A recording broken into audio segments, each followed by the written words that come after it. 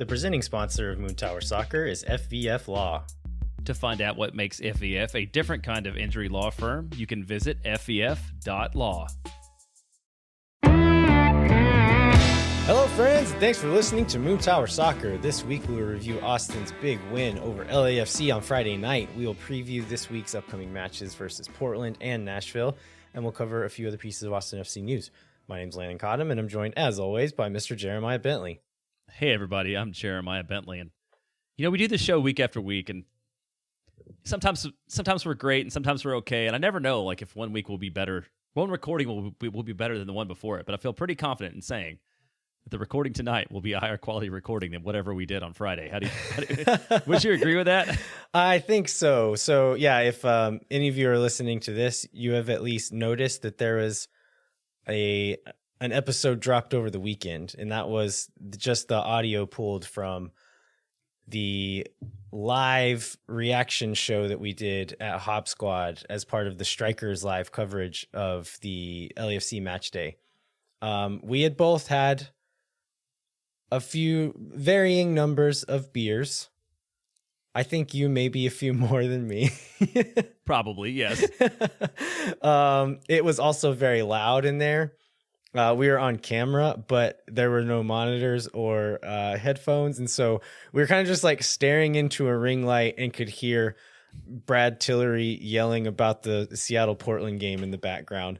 And so it was very distracting, but it ended up being a lot of fun. And the mayor ended up showing up for whatever reason and came on our show for a little bit. Yeah, that was nice to have him on. We got to ask him about owning the Mayor Adler eating a hot dog pen, which he says he does have. I think it was probably the biggest piece of news we broke. And I would love to know what people thought about it overall, because that was fun. I would do that again, wouldn't you? Yeah, absolutely. If you watch the video one or if you just listen to the audio, let us know what you thought. I could imagine some people found it annoying, but we had a lot of fun. So if it's something you might be interested in, maybe we can try to do something like that again in the future. Yeah, and Jessica Luther found it delightful, and she's way smarter than either one of us. So I feel like maybe we're onto something then. That's all I needed. I was nervous about publishing the audio, and Jessica Luther told us that she loved it. And so I was like, okay, I'm going to do it. It's fine. That's good enough for me. All right, let's jump into this match, Jeremiah. So Austin FC beat LAFC 4-1 in a dominating performance on Friday night. Yeah, I said this maybe 4 times in 20 minutes on the show, but when I thought about what my wildest dreams would be about how this would turn out, for me, a 3-2 win where we scored a goal 75 minutes in, that was the third, was as good as it could go. So to see them, to dominate really almost from start to finish. Even though we picked up 1 goal in the first half and sort of poured it on early in the second, but I felt like Austin was the more aggressive squad and, on the front foot the whole night.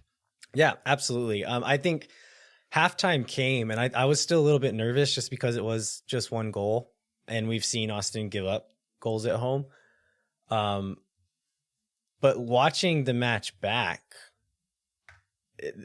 LAFC was never really in this game. I think their first shot on goal was in the 60th minute, which Stuver saved that one. The ball falls back to Arango, and Arango finishes it. So really their first shot on goal was their goal when they're already down by four. And so it's, looking at that and just kind of watching it back without all of the nerves involved, Austin really did just play their game and really dominated LAFC. I heard Ben Olsen and Taylor Twellman both said this on the broadcast, or hinted at this on the broadcast, and a few other national voices on Twitter saying something about how Austin FC changed their game to beat LAFC or learned how to win differently or something like that. So on the rewatch, I was really watching to see if Austin actually played any differently than they have been recently. My answer was no. I asked a few other people. I talked to Kevin Morris, some other people whose soccer opinions I really trust, and they're like, I saw very few differences to this game between this game and other recent games that Austin FC has played. I think you have to give credit to Josh Wolf for that, for backing his players, not tinkering too much, and really believing that they could play their game against LAFC. And credit to the players as well for executing against that plan and then outplaying and outworking LAFC on the night. Yeah, and for whatever reason, we've talked about how they have this tendency to get down early. And if those things had happened again, it obviously would have been a very different outcome. But the intensity was there. Like they were just sharp, right? They were just the way they were playing. They were sharp and crisp. And so, as our favorite quote is, goals change games. Like we picked up the goal and we didn't give up the 2 goals that left us scrambling and trying to do something different. And I wish we did that every time at home. I don't know exactly why it didn't work, but yeah, I think it was definitely just sticking to the game plan and sticking to the fundamentals and just giving it all and executing on all the things that Austin can do. And first, we were talking before about like player notes, and like my whole player notes section was like, this guy was good and this guy was good. And this, like, it's almost not worth talking about because everybody was so on top of their game. And we'll get to it, but it was just a stellar performance all night long. Yeah, absolutely. You want to jump into some of the goals? Did you, I was going to just briefly touch on the lineup. Or the roster overall. So like the lineup is the same lineup that we've had for several matches in a row now, right?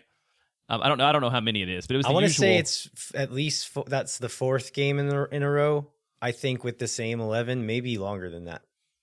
And then I was happy to see Valencia back and Valencia get action. Were you surprised to not see Rigoni, or had we kind of given up on that by the time we got to Friday? I mean, I was hoping for it, but I wasn't necessarily surprised that we didn't see it. I'm not super surprised.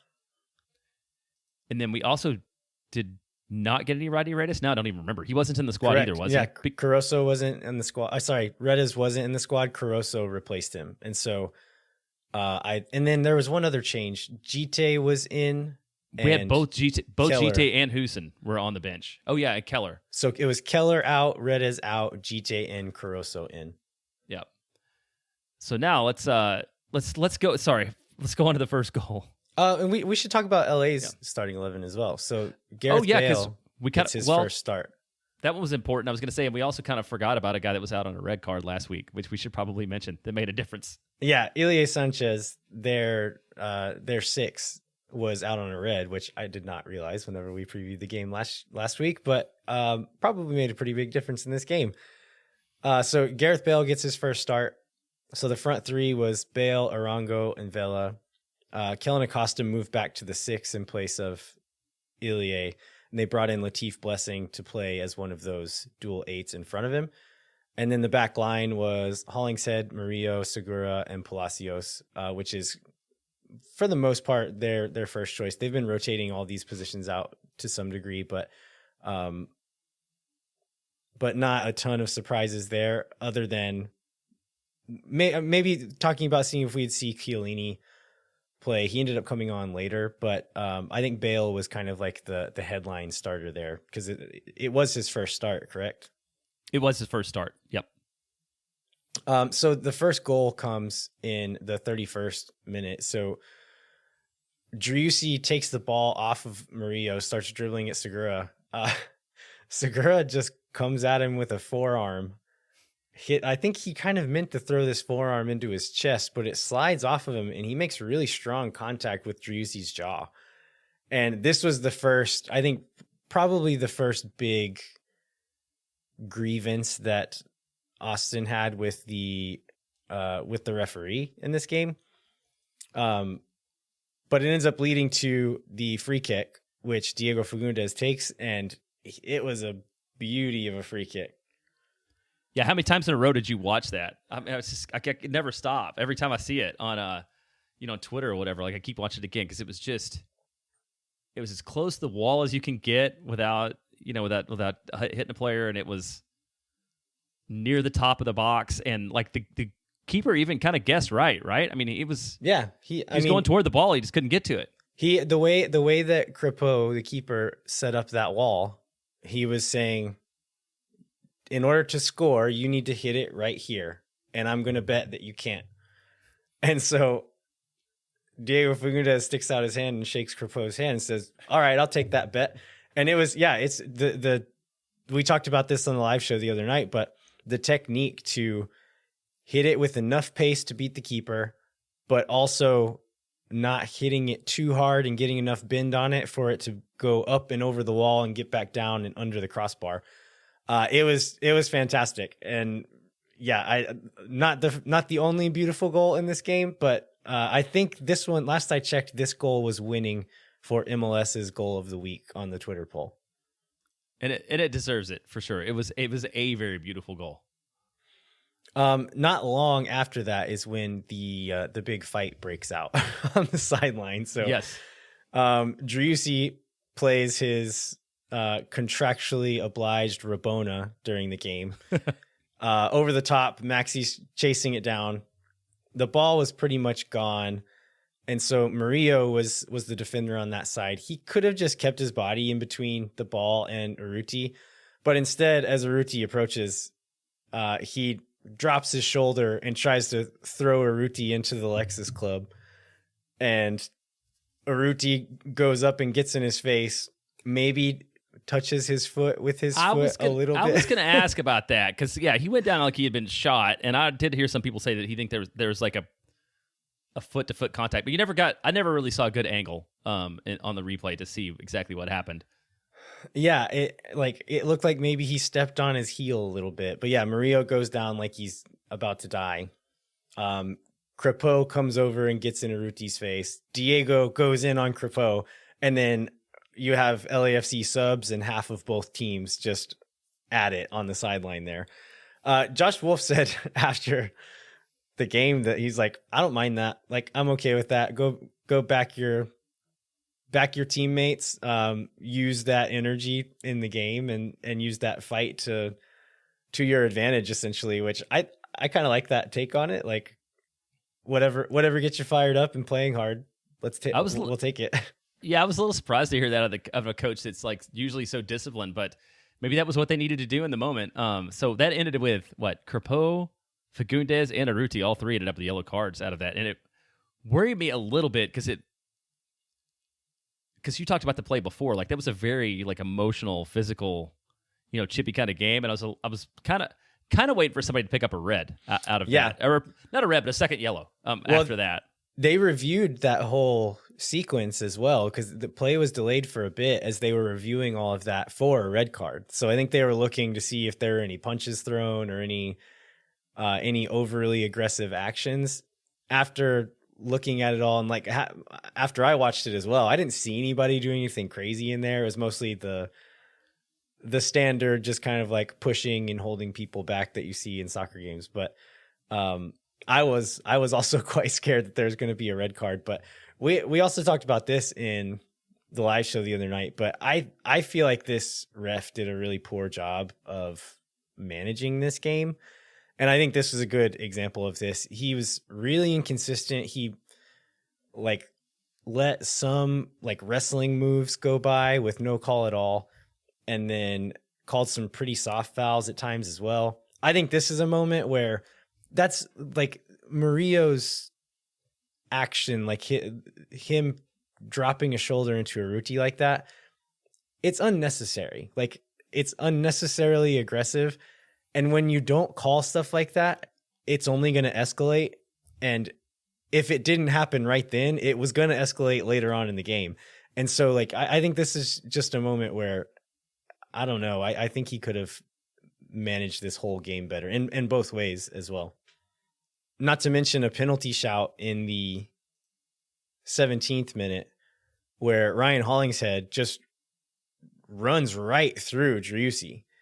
And I don't know if you remember this. There's like a ball into the box, and Driussi's running into the box, and Hollingshead just comes from behind, and there's no like Driussi like didn't even know it was happening to dive because of it. Like, he gets hit out of nowhere from behind in the box, and the ref doesn't call anything. They don't review it. They don't do anything. That was a clear penalty in my eyes. And there's a few pretty egregious calls throughout the game that I think they missed. And like, I don't know, like this game kind of brought into question, like, I thought I understood how the whole VAR process worked. And this game like brought up some questions. It's like, Do you not, like, when you see that, do you not? I don't understand how you don't get the ref to look at it. Yeah, now I didn't really catch that when it was going on live, but I did see a lot of feedback on Twitter and in Slack about it. And if you compare poor Ethan Finley's like 2 penalty shots over the last couple weeks to that collision, it seemed like every bit as obvious as what we've seen called against us the last couple weeks. Yeah, I mean, luckily, later on in the game, I think it's like the 70th minute, Chicho Arango springs on a breakaway, and as he's about to shoot, Gabrielson is like shoulder to shoulder with him, and Arango puts his hand out on Gabrielson, which I think was the saving grace here. But Gabrielson, as he like starts to slide to try to block the shot, grabs Arango's hand and pulls him off balance a little bit, and Arango shoots off balance and hits the post instead of it going in. I think that should have been a penalty as well. But I guess, like, as far as penalty calls go, he was calling that consistently, at least, even if it was wrong. So it's just bad all the way around, but equally bad for both sides. But not long after halftime is when Austin's second goal comes. So Driussi was fouled in the attacking half. It's a little bit outside of shooting distance, probably. This is a thing that I've noticed in recent games is on set pieces, they've been using Julio Cascante as kind of the target man on these set pieces. A lot of times just aiming it at his head and trying to flick it across into like a danger area. And so sometimes before a set piece is taken, you'll see Cascante walk out to where the ball is. You'll see guys like kind of deciding who's going to take the kick sometimes. Fagundes has been taking pretty much all of the set pieces lately. And so it'll be Cascante and Fagundes standing out there as if they're trying to decide who's going to take it. But really, they're looking at what the defense is giving them and deciding, like, okay, where is my target going to be? Julio, you go stand here. This is where I'm going to try to put it on your head. And I think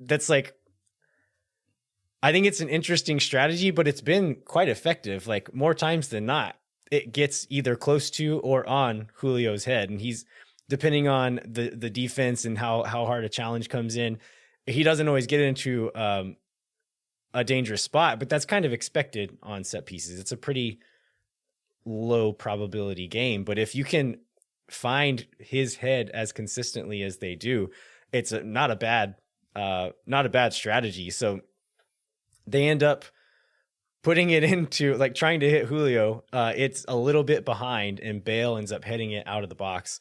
It falls to Lima at the top of the box. He kind of steps up, and as Murillo is closing him down, he kind of feigns across and then pushes the ball in behind Murillo and into this really dangerous spot. And so as he gets into the box, he just kind of chips it into the mixer where he has, I don't know, 4, 5, 6 Austin FC players waiting there. And I think he was trying to get it a little bit deeper, but Urruti's able to get his head on it early and just glances it far post and into the goal.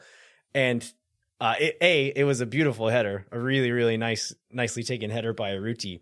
But then the celebration was really good. I noticed, like, he ran over to the sideline and celebrated, but then Josh Wolf talks about this in the post-game press conference about why this celebration and why they are all laughing and kind of making a big deal out of the celebration. Apparently it's a big inside joke in the team that, like, Maxi never even tries to score headers. And so as he runs over to the sideline, he's hugging all the coaches, and all the players come up and they're just like slapping him in the back of the head. Yeah, that was so good to see. You don't see a lot of Nick assisted by Nick Lima on the score sheet usually. I just saw, I think maybe in the same striker article, like Lima and Stu are the only people, like, in the regular lineup not to score, but it's good to see him getting involved offensively. And, like, what an incredible night defensively he had, along with Julio Cascante, and shutting down Gareth Bale. He was so good on both sides of the ball. Like, him and Julio didn't let Bale do anything really. And then Nick Lima, sometimes there's some games where he looks nervous and kind of clumsy on the ball. Friday night was not that. He looked very confident, did some really nice, just like those little, like, touching it past a player and carrying the ball into space, or like he did with Murillo on that goal. He did that to Bale a few times as Bale was pressuring him.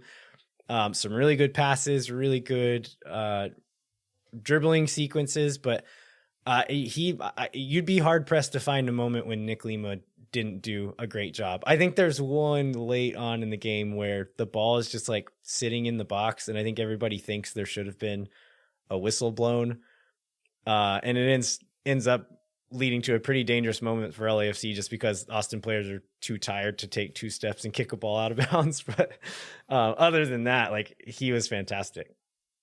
So kind of the next goal that I think just about puts the game not in doubt comes just a few minutes after that. I mean, Austin's offensive strike after the half is like really strung together, right? It was over the course of 15 minutes or something. They managed to score all 3 goals. The second one is Urruti again. Yeah, so Austin is building it up, and I think we take the ball off of them and try to break, and then we lose the ball. And as they're pushing back the other way, Maxi does something that he does a lot, and this is one of the reasons why he is such a valuable part of this team, even when he's not scoring, is because he does stuff like this. So he works back and is pressuring Mendez, who has come into the game at this point at the 6. He came in at halftime, I believe, for Latif Blessing, and was playing a little bit deeper, trying to manage the midfield a bit more for LAFC. But Maxi pokes the ball away from Mendez, and it falls to Ring. Ring plays it forward to Fagundes. And at that point, they've broken that line, and everyone's turned and running towards the box. And so Fagundes pushes the ball forward, and Maxi's making a run into the box in behind. And Diego plays a really clever through ball that's just kind of like bouncing. It had to be a little bit slow just because of where Maxi was and where the run was going. Hollingshead slides to try to stop it and just misses it. And there's a defender in the box. Who is it that he's Eddie Segura? But Maxi had gotten to the far side of him and kind of bodies up to Segura. And so when the ball squirts through, Maxi has all the leverage to run onto the ball, and Segura can't even really take a step until Maxi's 2 or 3 steps away. Crepeau comes out because it's just him and Maxi at that point. Maxi takes a really nice little touch past him, is running towards the touchline, and hits it with his left foot. It ends up going in.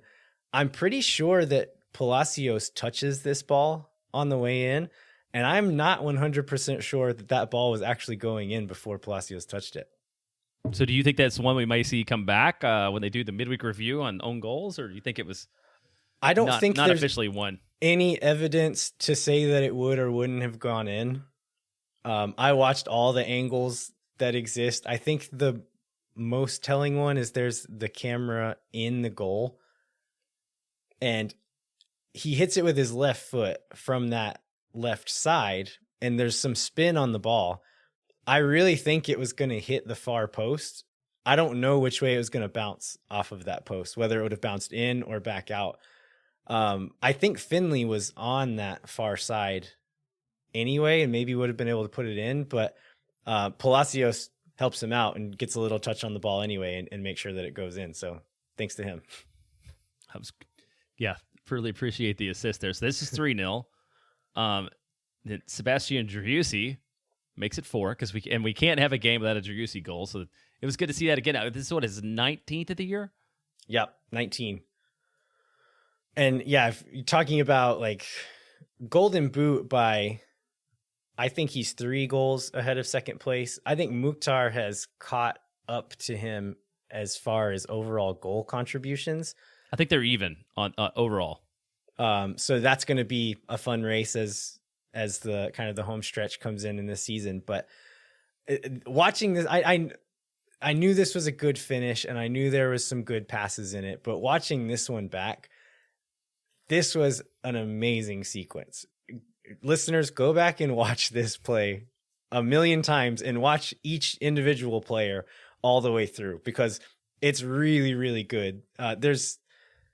If you go all the way back, Driussi actually slides to save a ball from going out of bounds and plays it back into Gallagher.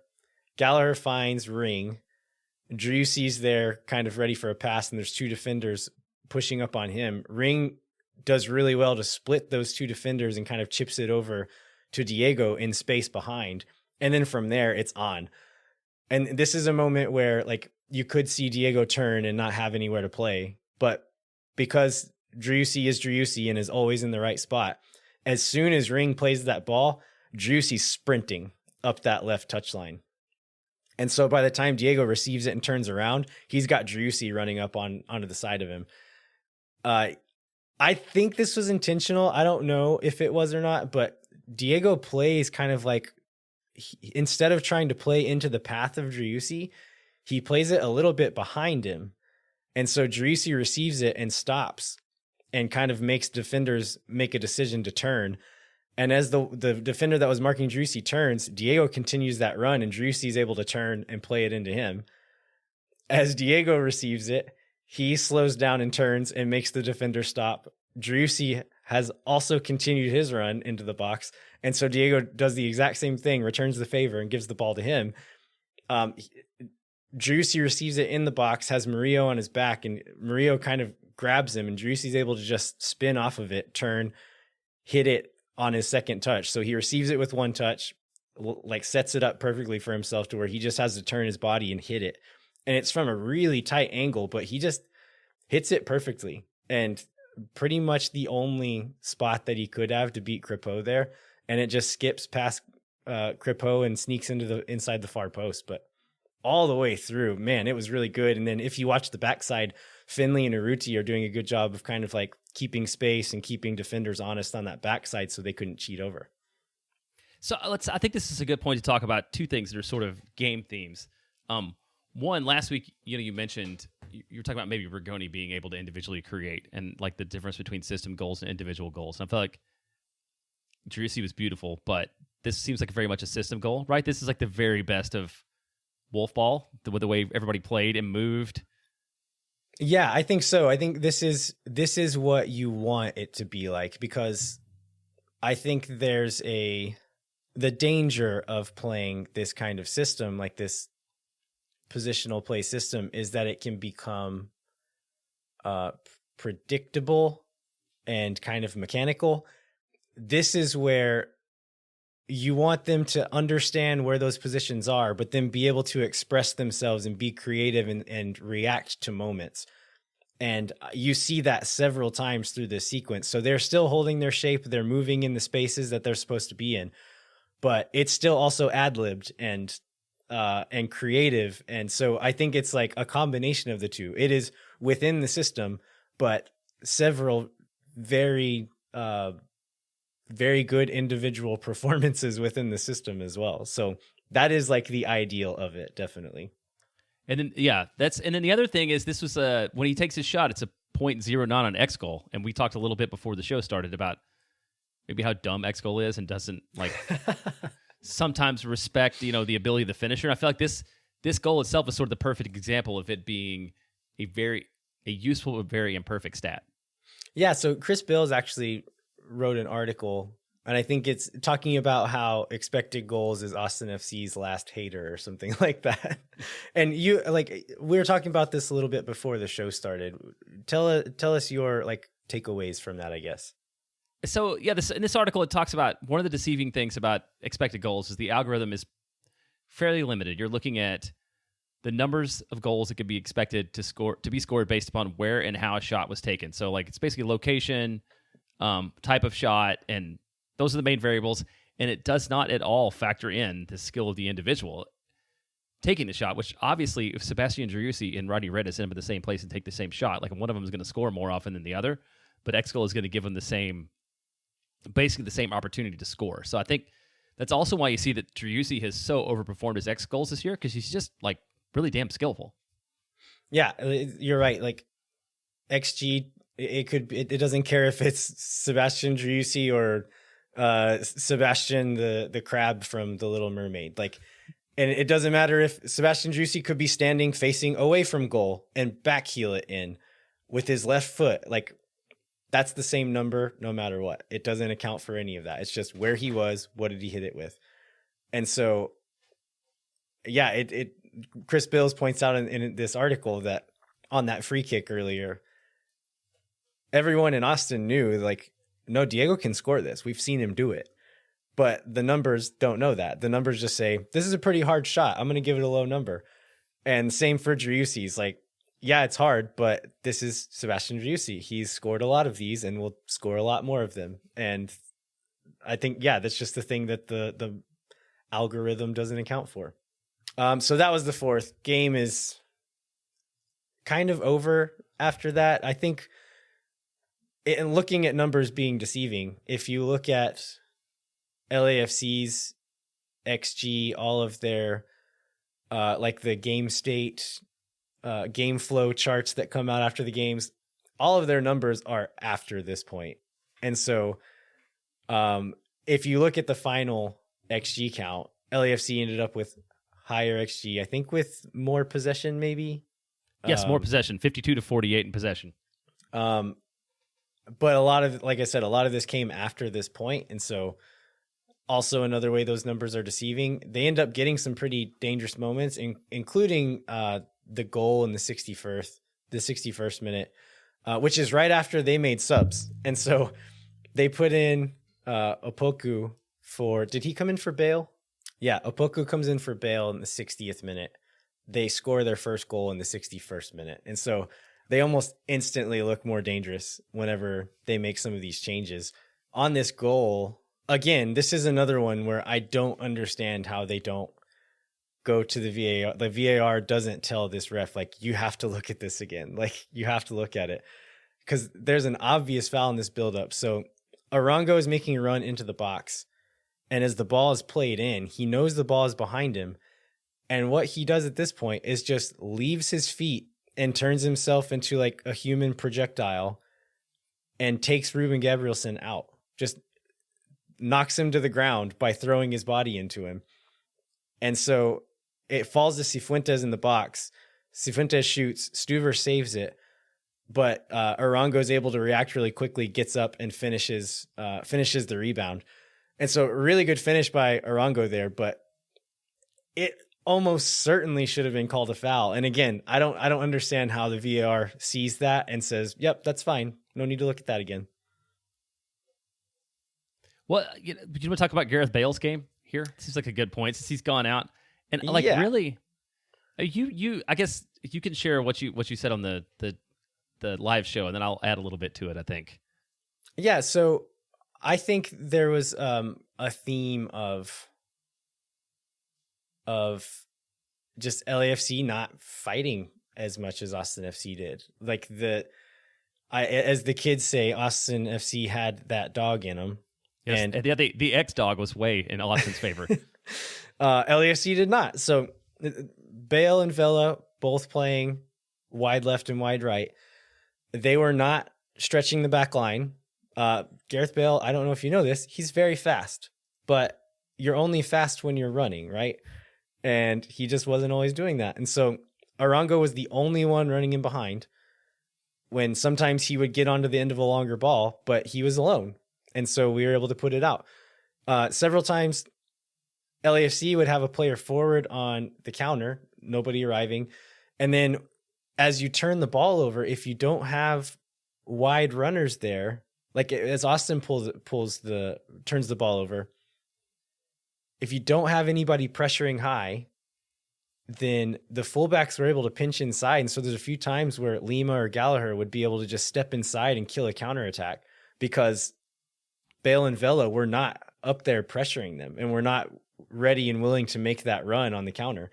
And so I honestly believe that if Opoku starts this game, that it is a much better game and a closer game than what it ended up being. But another thing that I mentioned this moment in the live show the other night, but there's a moment where a through ball gets played and it's going out of bounds, but it's one of those where the offensive player could go and fight for it. And the defensive player often just kind of like try to like escort the ball out of bounds by maybe like blocking out the offensive player.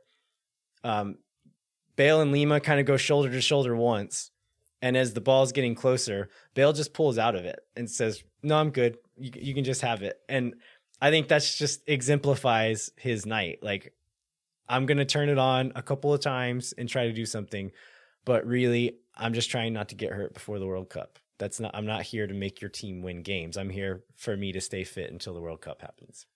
Yeah, I saw a little bit of that too. And it's like the effect it had on Vela, or I mean, I don't know if it was that was directly the effect on Vela, but I've never watched Carlos Vela play and like kind of forgotten that Carlos Vela was on the field. And I think at one point, maybe when he came off, I was like, oh yeah, Carlos Vela's like playing for LAFC tonight, because he was just absent the whole game. I think they were off all the way around. I think just you can't have two players be that lazy. And That's probably true. Whenever Vela is on the field with all these other like really aggressive, dynamic players, he can afford to just kind of float around. But whenever you have both of your wingers doing it, and you can't afford to do it that way. And that's what happened over and over again. And it hurt LAFC several times throughout this game. Yes, that one made it 4-1, and there wasn't really a lot of action beyond that. Did Austin generate like a shot on target after their? I think maybe they had one shot on target after that moment. It was just. It looks like one. Oh, it's that header from Driussi. Oh yeah, okay, yeah, that one at 78 was excellent as well. That would have been amazing if that one went in. But I think it was another set piece, and Driussi catches it like on the near side, and it's like looping towards the back post, and Crepeau dives and does well to save it. But that would have been awesome if that one went in. Speaking of fight and Driussi, like that's the exact opposite of what we were seeing from Bale and Vela. There's a moment in the 37th minute. Driussi gets double teamed, loses a ball. He fights the guy that takes the ball. He then presses every player that receives the ball all the way back across the field, pressures a guy, wins it back and kicks it off of him out of bounds. Austin gets the throw in, is back going the other way. Driussi was good in this game, but he also was fighting for everything off of the ball as well. And so many moments where you'd see him track back or working really hard in the press as well. He worked super hard. And I know if you give me the pick of those three players, you can take Vela, Bale, or Driussi to build your team around. I think the other night made it very clear who you should pick in that situation. I think it's hard to argue that from what we saw out of them on that night, and the way that, and he makes everybody around him better too, which I don't even think even at their best that necessarily you get that from the other two. Yeah, what a match. So we talked a lot about Cascante, who was he on the MLS team of the week? I think he made the bench. On the bench, Diego Fagundes was in the starting 11, and Josh Wolf was the coach of the week. Yeah, so like it was a good match all the way around. So Cascante, Lima did a great job shutting them down. Gabrielson, in addition to like wanting to run through walls for him after watching his video performance today from Austin FC, like did you see that? Like him, the pregame speech and the halftime post-game speech, recap hype video. Yeah, that was amazing. So the whole back line was incredible. And we talked about Nick Lima, and John Gallagher had a solid match too. Yeah, Gallagher was great. I thought Danny Pereira had a really good game as well. Was playing really smooth and confidently on the ball, was doing really well in transition defense, and him and Ring were doing really good to like kind of swarm guys after we lost the ball. They were able to kind of compact that back line. And again, because you didn't have Bale or Vela really stretching the line for them, they could afford to kind of squeeze the area of play a little bit, and which helped on shutting down those counterattacks.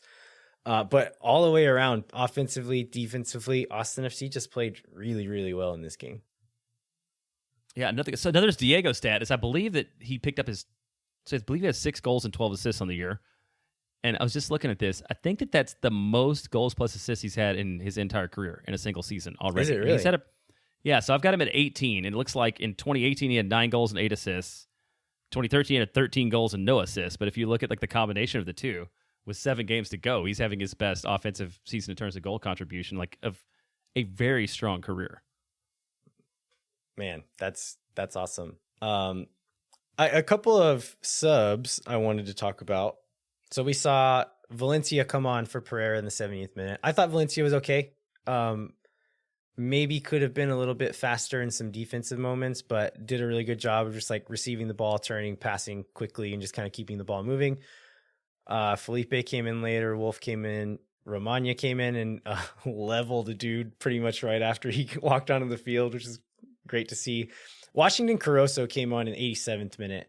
I thought Caruso was pretty poor in his limited time. It's granted, you have to give him a break for not being in the game for very long and being able to build up some rhythm. But there's one moment where Gallagher has the ball a little bit higher, like up past midfield, and has some space in front of him. So he just starts dribbling forward. As a supporting attacking player, you either want to like make a run beyond to either stretch the line or give him an option there or overlap him, do something. Instead, Caruso just runs in a parallel line next to Gallagher for about 15 yards. And it's like, it's not helpful. You have to be a bit more tactically aware than that. And so maybe we're seeing why Wolf didn't really trust him to play a couple of weeks ago when he was available. I mean, we're hoping to see some of Rigoni. Didn't Josh Wolf mention that we should expect to see a little bit of him against Portland? I think so. Yeah. I don't remember exactly what the wording is, but he hinted that like he'll be available essentially, like, which means I think he'll be on the bench. This is just super minor, but given the way the lineup was set up, the way the game day roster was set up, I was a little bit surprised that Arucci didn't come off. Maybe at 70 or something, since he ran around a lot. He was busy, he scored 2 goals, and they had both Huson and GT available. I was a little bit surprised he didn't get a break. Yeah. We'll talk about that in the Portland preview here in a second to see what that means in these next games. But I think right now we should take a quick break, so we'll do that, and we'll be right back with more Moon Tower Soccer.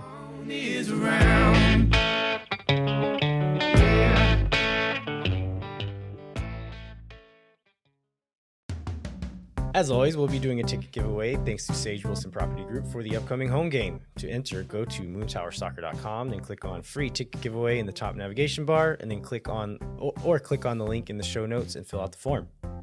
Again, this is made possible by Sage Wilson Property Group. So if you or someone you know are in need of Sage real estate advice in Austin, you should talk to our friends at Sage Wilson Property Group. And as always, Moon Tower Soccer is brought to you by our friends at FEF Law, the official injury lawyers of Austin FC. FEF is a different kind of personal injury law firm dedicated to community, transparency, and client education. You can go to fef.law to find out what makes FEF a different kind of injury law firm and why understanding your legal options can dramatically change the outcome of a case. Once again, that's fef.law.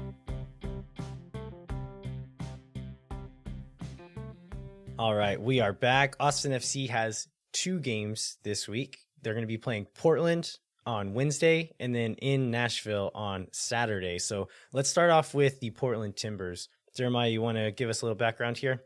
Yes, let's go over it fairly quickly. So they are sitting 8th in the West. They're 1 point behind LA Galaxy for the final playoff spot. They've scored 45 goals for and 45 goals against on the season. They did win their last match, but before that, they've been on a kind of a downward slide. Lost 2 and drew 2. So they're not in super good form as of right now.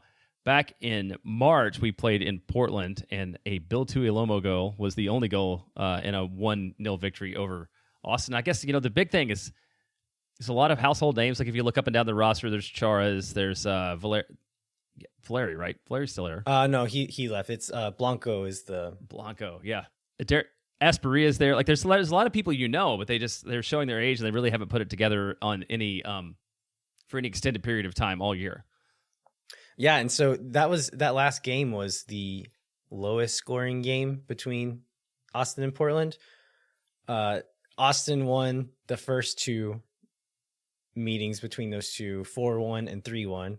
Portland then beat us 3-0 at the end of last season, and then this most recent one this year is 1-0. But talking about the players that they do have this year, they have several long-term injuries that have kind of been bad for them this season, but they are bringing back Sebastian Blanco is now back and healthy. He's kind of been in and out of the lineup all season. And then Eric Williamson, who I think he tore up his knee at the end of last year, maybe I think it was the end of last year, but he's now back and playing.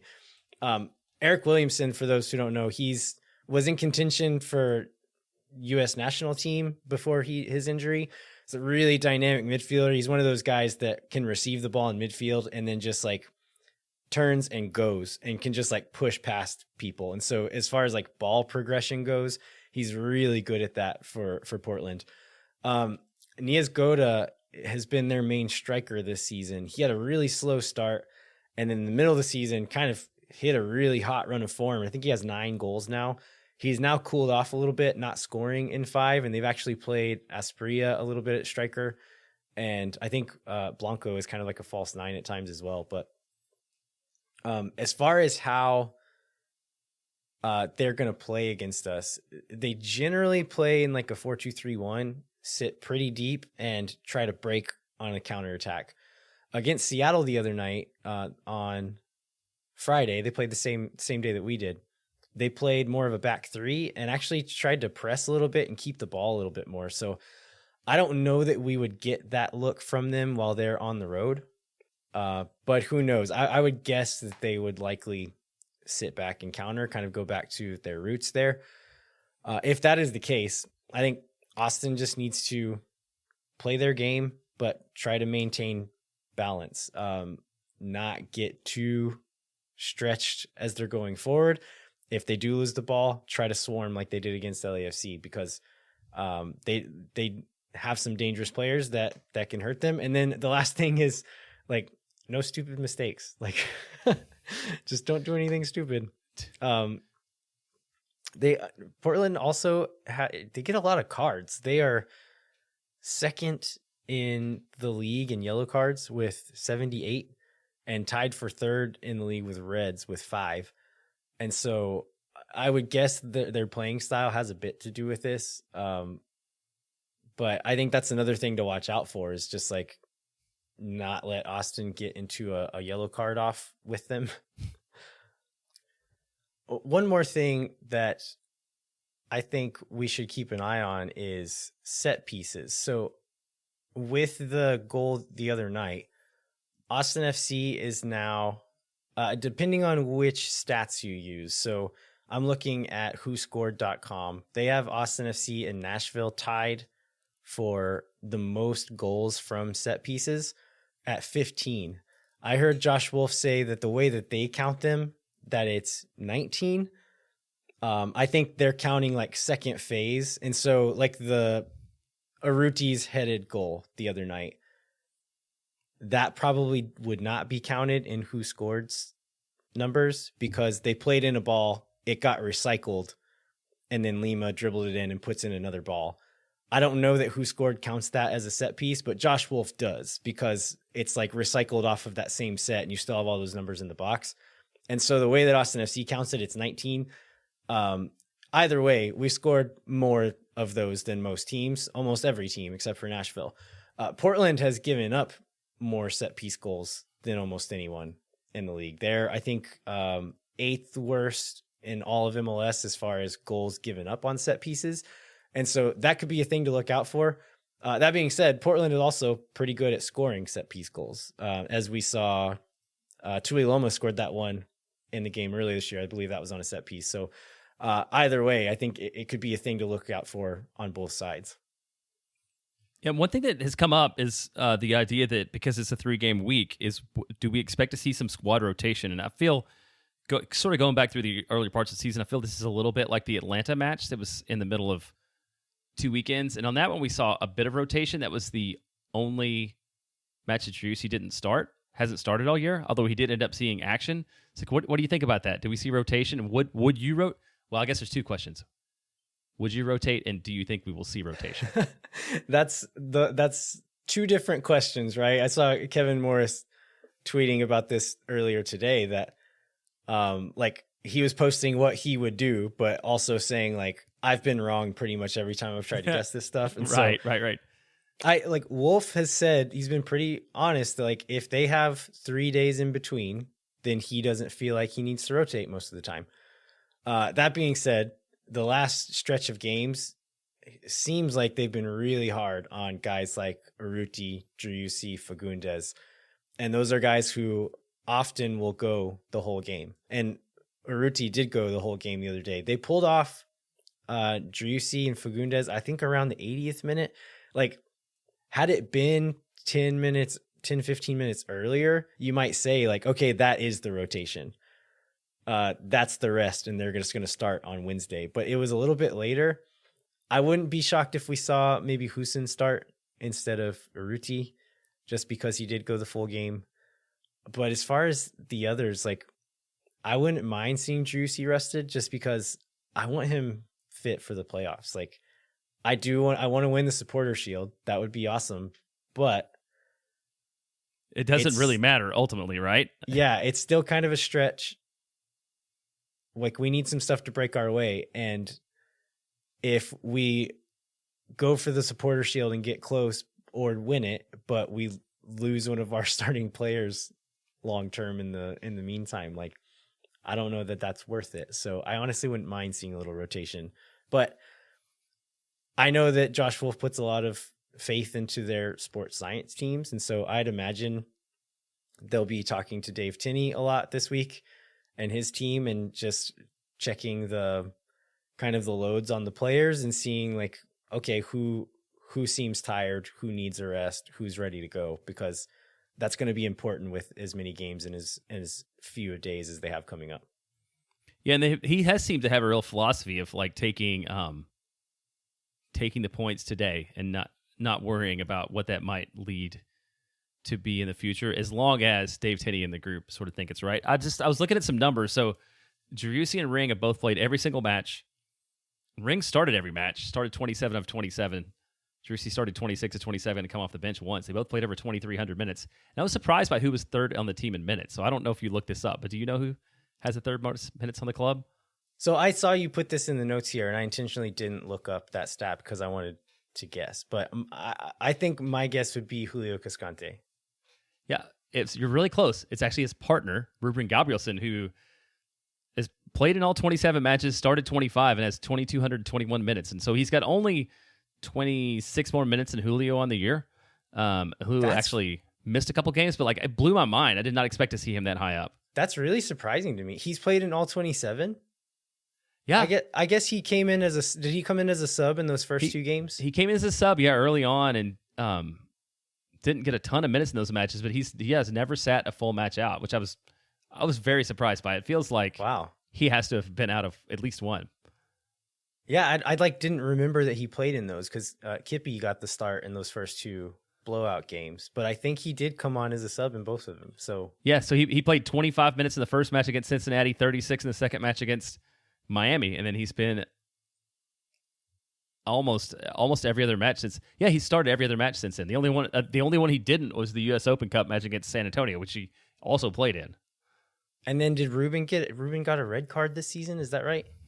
Or it's not Ruben. Julio? Did Julio get a red card this year? Is that why that's because I know he missed 2 matches, so that must have been it. He'd get his red card? Yeah, maybe so. Anyway, that's surprising. All right, anything else on the Portland game? I think it's all of Portland. Let's talk about Nashville. One thing exciting about Nashville is that we will be there. So yes. Along with, I think they sold 180 tickets officially in the group, and there are always other people who bought tickets on their own. So it should be one of, I believe this is right, one of the 5 biggest traveling contingents that the fans have had. I think it's DC, Colorado, Nashville last year, Atlanta, and Nashville this year are the 5 biggest groups. So it should be a fun crowd, and we're going to be roommates. So I've never had to know this, but do you snore? Occasionally. Okay. me too, but only when I drink a lot, which I'm pretty sure I'm going to do. So like we should just plan on that happening. Yeah, so this is either going to build the bond of our friendship even stronger, and we're going to come back and be even better podcasters than before, or we're going to hate each other and break up and start rival podcasts. This is going to be it. This could be the very last episode of Moon Tower Soccer. No, I'm excited about it though, because like I don't think listeners know this much, and when I talk to people out and about, they'll be like, "Oh, where's Jeremiah at?" And it's like, honestly, we don't see each other in person very often. We mostly talk to each other over Zoom, and when we do see each other, it's like for half a second before or after a game. And that's kind of it. So I'm looking forward to we're gonna on the same flight there, and then we're gonna stay in the room together. So I'm not too worried about us not getting along. I think we'll be all right. It will be a lot of quality time. It'll be fun. Yeah, I'm looking forward to it. Tell us a little bit about. Oh yeah, I was just gonna say, anybody else on the trip, make sure say hi, check us out. Feel free to buy us a beer. I'm sure that we'll be very much in need of those. I think there's like an open bar or something at the place that we're going to on Friday night, so that could be a recipe for disaster. I expect me to sleep in on Saturday morning. All right, tell us a little bit about Nashville's season so far. So Nashville is right now 5th in the West. They're in pretty good form. They've handily defeated both Vancouver and Dallas in their last 2 matches. So they seem to be hitting on all cylinders at the right time. This is the first time we play this year, but then we, again, just like we did with Sporting KC, there's a return leg in a couple weeks. So there's not a lot of time in between those games. They've 41 goals for, 36 against this year. So, I mean, they're top half the league, I believe, in like goals allowed defensively, but they're not quite the shutdown team that they were last year. They seem to have leaked a few goals, but the offense has definitely developed. And we've talked about him briefly already, but Hani Mukhtar has got to be the only competition that Sebastian Driussi has right now for MVP, don't you think? Yeah, I think so. I like Reynoso might have a chance. I honestly think it's going to come down to, because if I believe I'm right in this, that they choose this like towards the very end of the season or like the week before MLS Cup. And so I don't know if they're supposed to factor in playoffs into it, but they probably will. And so I'd imagine if one of these teams goes on a big run, that's probably going to be the guy who wins it. But Mukhtar is very good. And I think of the players in this conversation, I think Mukhtar is the most similar to Driussi, where he's not like, I think with Reynoso and Lucho Acosta in Cincinnati, they're both just like these silky smooth, like just control the ball so well and just do really like stylish things on the ball. Mukhtar and Driussi are a bit more, they have like a bit more power to their game, for lack of a better word, and are finishers. They're goal scorers as much as they are, or maybe more so than they are, goal creators. And I think that's been like a strong point for Nashville this year, but the weak point is that he's kind of been the only guy on their team doing that. And so they've scored quite a few goals from set pieces recently, which is a thing that we've seen teams kind of hang their hat on in the past. But if that's not like a consistent source of goals for your team and nobody else is on the front line, I think Teal Bunbury's gotten a few lately. CJ Sapong really hasn't been scoring a lot lately. They did just get, what is his name? Jacob Schaffelberg from Toronto. Yeah, Jacob Schaffelberg. They just got him from Toronto, and he seems to have provided a bit more of a spark in their attack. I think he scored a goal recently. Randall Leal has been in pretty good form lately as well. So they do have some really talented players. Looking at players available and kind of who's been playing lately, they rested Zimmerman and Shaq Moore the other day. So Zimmerman is U.S. national team, probably starting center back at this point. Shaq Moore is kind of a fringe national team guy that they got during this secondary transfer window from Spain and has been really good for them. So they do have a game on Wednesday, but they should be a little bit fresher than if they had played in all 3 games this week. So as far as tactics go, they generally play it a little safe. They don't like to throw a ton of numbers forward, which means that they're hard to counterattack against. They're hard to score against in general. Like you said, they are giving up more goals this year than they did for a lot of the season last year, but they're still like overall an above average defensive team. Yeah, I thought of another Hani Mukhtar fun fact that we haven't talked about, but he is the captain for my MLS fantasy team. because he was my captain in week 1, and I have never looked at the lineup again since. So I don't know what kind of year he's having. Hopefully I imagine he's doing really good for me, but everybody else is letting him down. We should do an update on the Moon Tower Soccer Fantasy League sometime. We should. I think I'm do that sitting sometime soon. 4th place right now. And then we need to update our fantasy draft with Phil. We started a lot of things this year and then have moved on to other things. I think we're not very good about follow up. They were all planned for the idea of coming back at the end of the season and recapping them. Gotcha. I know over under. I think we're going to have Marcelo on to actually go through the over under with us at the end of the season. So I think he can ask us and we'll get there. I don't know what the over under on total goals for the season was, but I'm like 100% sure that we're over on that one. Remember? Because wasn't Austin's goal 50? Yeah, Danny said it in one of their hype videos that the goal was 50, and we're maybe 59? They'll get there. Yeah. So as far as who we're gonna see in this game against Nashville, it's hard to say because we haven't seen the Portland game yet. But you would think on the road against a team that's in good form, if we're gonna rotate players, it's probably gonna be in this home game against Portland, I would guess. Could be entirely wrong, but you would think we're going to try to throw out the best 11 we can against Nashville, considering the form they're in, playing on the road, and the fact that we still need to win some games if we want to compete for the Supporters Shield. Yeah, so right now we sit 6 back of LAFC, and Philadelphia is in the middle of that too, right? Which makes the Supporters Shield itself even more complicated, because I think they're 3 points ahead of us, but have played one game more than us, I believe. And so then, LAFC is now on the same amount of games as us, 6 points ahead.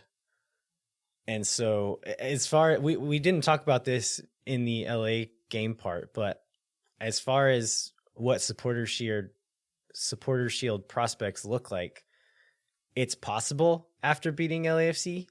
It's still we still need LA to do us some favors, right? More than a couple, probably, because the way that the tiebreaker works, the first tiebreaker I believe is games 1, which we have some a gap to make up on that, and so even if we make up the 6-point swing that we have right now, they would probably still get it on the tiebreaker, and so we'd honestly need a 7-point swing at the minimum to be able to get that. Also, we need to stay ahead of Philadelphia, who's flying right now.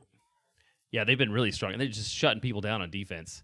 So, but luckily, just in terms of the Western Conference overall, so we're now 7 points up on Minnesota United. So we're very solidly second place, hosting a home playoff game, with a little bit of wiggle room for this week. But you'd love to see if every time you can stack up points, this is what you want to do. So you'd love to pick up something against Portland and go with a full squad against Nashville. And I don't think when you look at the teams we might play in the first round of the playoffs, this is where it comes back to the Western Conference being tough. None of them look easy. It's not oh man, I sure hope we get Seattle, or I sure hope we get Portland, or I sure hope we get Nashville, or whoever it might be. It's going to be a challenge no matter what.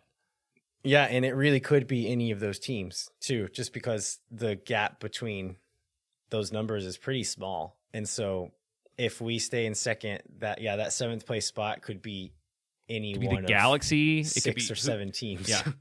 Yeah. Many of whom we've had trouble with. Right. I would not feel good about playing the LA Galaxy no matter what kind of form they were in the first round of the playoffs, just sort of given our experience with them. Yeah, same. So that'll be interesting to watch. Anything else on the Nashville game, Jeremiah? No, I'm excited for this trip. We're gonna eat hot chicken, I assume. You got to eat hot chicken when you're in Nashville. Absolutely. Be great. All right. Before we finish up, we would like to remind you to rate, review, and subscribe wherever you get your podcasts. If you want to continue the conversation, come find us on Twitter at LViajero87 and at JBentley_ATX, and then at Moon Tower Soccer on Twitter and Instagram. Sign up for the Patreon. So this week we actually asked for input on what you want the game previews to look like. And we actually implemented some of that into this week's show. So thanks for the folks who gave us input on that. We'll continue kind of tweaking that. Any listeners, if you have an idea of what you want to hear out of game previews, this is a part of the show that I'm kind of looking to, solidify a little bit and we just want to make sure that you're getting the information out of it that you want to get out of it. Yeah, it's exactly. Yeah, that's right. We want to know that what we're talking about is what you care about, and we only know that if we ask. Like, we can't just assume that the knowledge or interest of the listener in all the other clubs in the Western in the league. But yeah, that is the kind of input we're asking for on the Patreon. So if you want to be our advisors, as it were, then go ahead and join that. We'd also encourage you to visit the Striker website, where you can get 30% off with the code MoonTower22 with a capital M. Jeremiah, what should folks look out for this week?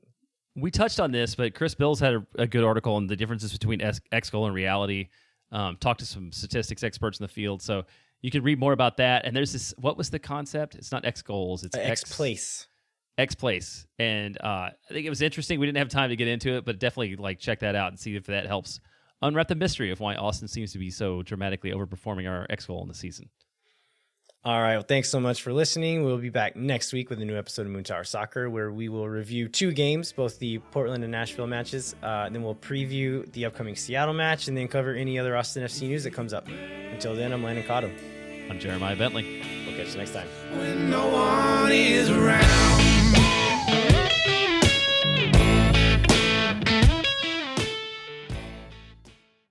Thank for nothing, see you never. La gente Oh my God.